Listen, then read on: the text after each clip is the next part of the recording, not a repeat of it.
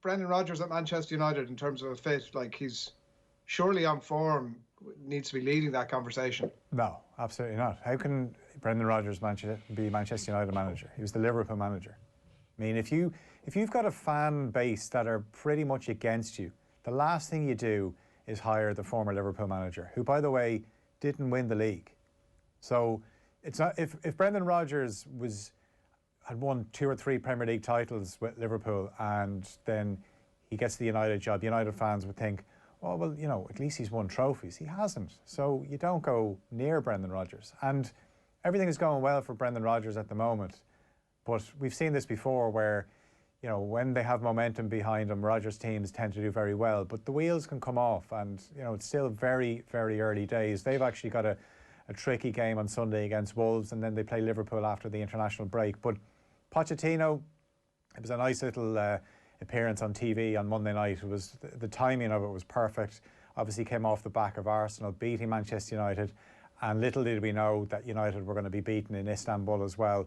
So Pochettino's name has been mentioned. What happens if United do what they've done before under Solskjaer, where you think they're gone, they're done? Think of Burnley last season at Old Trafford. Liverpool had beaten United, then they go and they lose to Burnley. You think that's all he done. What do? They go unbeaten in the league for the rest of the season. They've got this knack of pulling out results. So if they beat Everton tomorrow with a counter-attacking performance where Marcus Rashford and Anthony Martial and Bruno Fernandes all click, does that mean Solskjaer is amazing again? Because just over a week ago, he was class. They beat Leipzig 5-0. I mean, outsmarted Nagelsmann. But this is the problem with United, is they have some great results, they have some bad ones, and the focus on the bad ones is always going to override the positive results. And I've always felt that Solskjaer will get results because he's got a talented squad. Some players are not good enough to play for Manchester United, but my general feeling is if they persist with Solskjaer, that is a bigger risk than if they don't change the manager.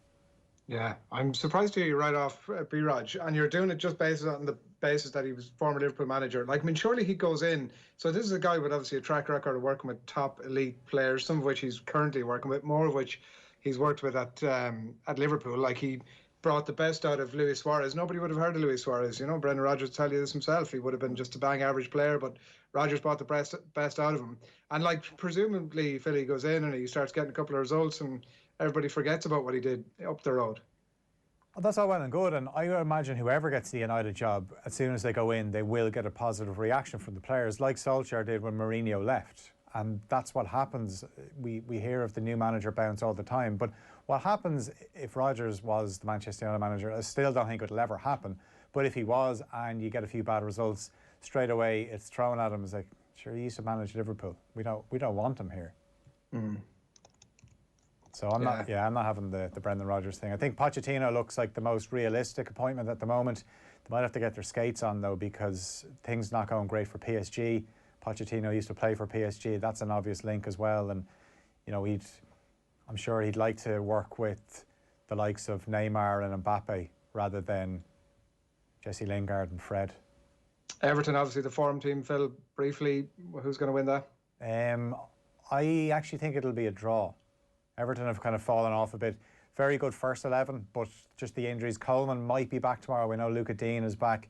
Don't know if James Rodriguez is over his injury yet, and Richarlison is still out suspended. But Dominic Calvert-Lewin up against that United defence, he'd be looking to get back on the goal trail. And I think it's a fixture that's been tricky for United over the last few seasons. And if you think back to when David Moyes was sacked as United manager, his last game was a defeat away to Everton. The last game for Mourinho was against a Merseyside team as well. So there is history there that United manager's last game is against a Merseyside team. So maybe it's written in the stars that Ollie bows out after this weekend.